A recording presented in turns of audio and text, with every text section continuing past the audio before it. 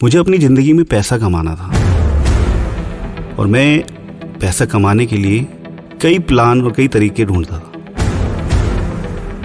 17 साल की उम्र थी। उस समय बाजुओं में भी दम था। गुस्सा सर पे कुछ ज़्यादा रहता था। एक छोटा सा बिजनेस मैंने स्टार्ट किया अपने दोस्त के साथ, लोन का बिजनेस एक दो धारी तलवार है। जब लोगों को आपसे पैसा लेना होता है तो वो बहुत हंस के आपसे बात करते हैं, आपसे मिलते हैं, पर जब लोन चुकाने की बात आती है तो वो आपसे कन्नी काटते हैं, आपको टालते हैं। तो हमने इस धंधे को 2 हिस्सों में बांटा। मेरा दोस्त पैसे दिया करता था और मैं उन पैसों की रिकवरी करता था।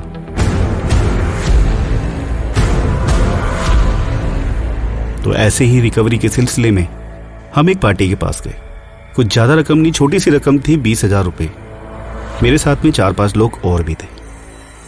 हमने जब उनसे पैसे मांगे तो वो मेरे साथ में गाली गलौज करने लगे। गुस्सा बहुत ज़्यादा रहता था, मेरे से सुना नहीं गया और मैंने और मेरे साथ में जो लोग थे उन्होंने उसको बहुत पीटा। और जब चोट लगी, जब वो अधभरे हो गए तो हम उसे वहीं से ऐसे छोड़ आए और वहाँ से हम सभी भाग निकले। समय वैसे ही चल रहा था। रोज घर से निकलते थे, रिकवरी करते थे और कभी कभार मार पिटाई भी हो जाया करती थी और शाम को आके घर सो जाया करते थे। ऐसे ही दिन निकल रहे थे। महीना कब बीता पता नहीं लगा, मगर 1 महीने बाद मैं अपने पिताजी के साथ कहीं जा रहा था। पिताजी ने कहा कि भाई गोविंद, तेरे लिए एक रिश्ता आया है। तो मैंने मुस्कुराते हुए कहा कि पापा अभी जल्दी क्या है, अभी 17 साल का ही तो हूं, कर लेंगे शादी। फिर एक दिन ऐसा हुआ कि मैं अपने पिताजी के साथ घर से निकल रहा था। घर से निकलते ही मुझे अचानक 4-5 लोगों ने घेर लिया और मेरी गिलबान पकड़ ली। उस समय मैं उनसे भिड़ गया क्योंकि वो 4 लोग थे और मैं उनको काबू नहीं कर पाया। उन्होंने मुझे उठाया और गाड़ी में फेंक दिया। मेरे पिताजी चिल्लाते रहे कि भाई मेरे बेटे को कहाँ ले जा रहे हो, मगर उन्होंने कुछ नहीं सुना और गाड़ी भगा दी। मेरे को मारा, मेरे को पीटा। वहाँ मुझे समझ में नहीं आ रहा था। मैं उनसे कह रहा था कि मेरे को बताओ तो सही कि मुझे यहाँ क्यों लाए हो। मारने के बाद जब उन्होंने मुझे एक सेल में बंद कर दिया तो उधर मेरे को 2 लेडीज़ें दिखीं। उन्होंने मेरी तरफ उंगली करते हुए कहा कि हाँ, ये वही है, ये वही है, ये वही है। ऐसे ही एक दिन निकला, दूसरा दिन निकला। जो भी पुलिस वाला आता वो हमें बाहर निकालता और फिर बहुत मारता। हम अपने आप को एक क्रिमिनल समझने लगे थे कि अगर वो मुझे यूं भी कहते कि भाई तूने किसी का खून करा है तो मैं कबूल कर लेता। एक हवलदार से हमें पता लगा कि जिसको पीट के आए थे वो 1 महीने से आईसीयू में है। 1 महीने से आईसीयू में। इतना पता लगते ही मेरे पैरों तले जमीन निकल गई। मैं समझ गया 20,000 रुपये की जो मैं रिकवरी करने गया था वो मुझे इतनी भारी पड़ेगी, मुझे पता नहीं था।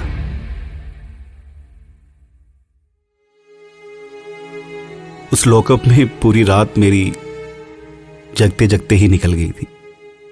सुबह हुई तो मुझे थोड़ी आवाज आ रही थी कि मेरे पिताजी बाहर खड़े हुए हैं और वो बात कर रहे हैं कि मेरे को अपने बेटे से मिलना है। और ये भी सुनाई दे रहा था कि मेरे पिताजी से वो बदसलूकी भी कर रहे थे। ये सुन के मैं पछता रहा था कि मैंने क्या कर दिया। आज मेरी वजह से मेरे पिताजी क्या महसूस कर रहे होंगे मेरे बारे में। सीआईए वालों ने हमें कोर्ट में पेश किया और कोर्ट ने हमें वहीं से जेल भेज दिया।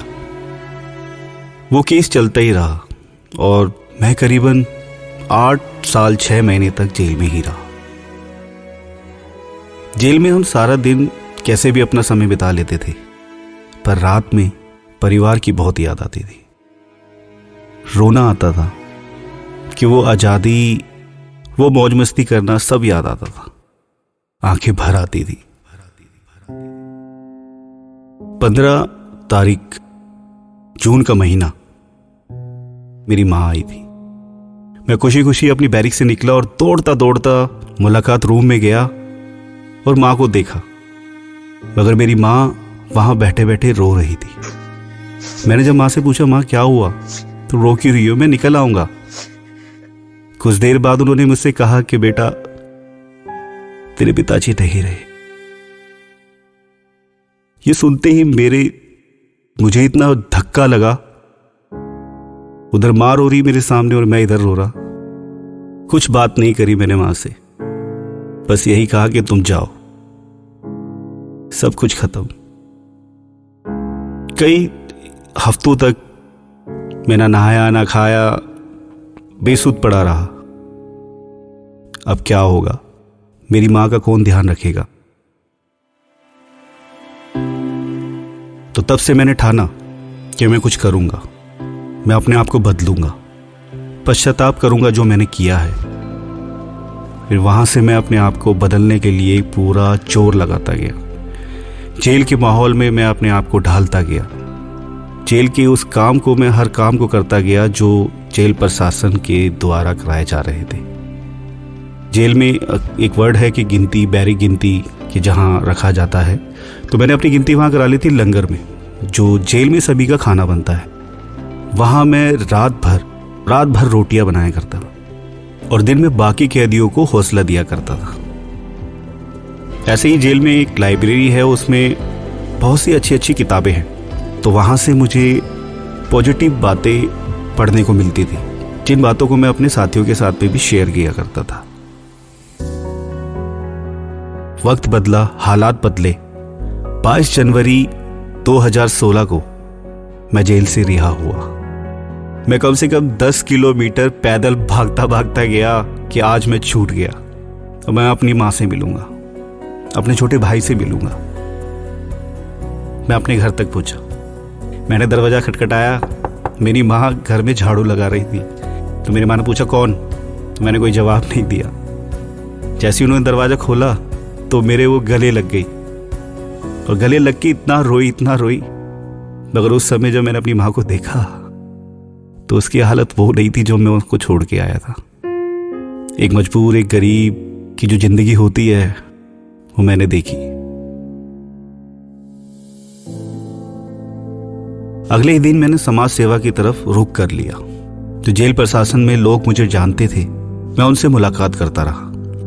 और इसी दौरान मैं इंडिया विजन फाउंडेशन की डायरेक्टर मोनिका धवन मैम से मिला। उनके कार्य से जुड़ा, वो अंदर लोगों के सुधार पे बहुत अच्छे काम करते थे। डॉक्टर किरण बेदी मैम और मोनिका धवन मैम के मार्गदर्शन में लोगों की जरूरत पूरी करना, लोगों को सकारात्मक सोच के बारे में जागरूक करना, नकारात्मक बातों को दूर करना, ऐसे ही काम मैं पूरी लगन से करता रहा।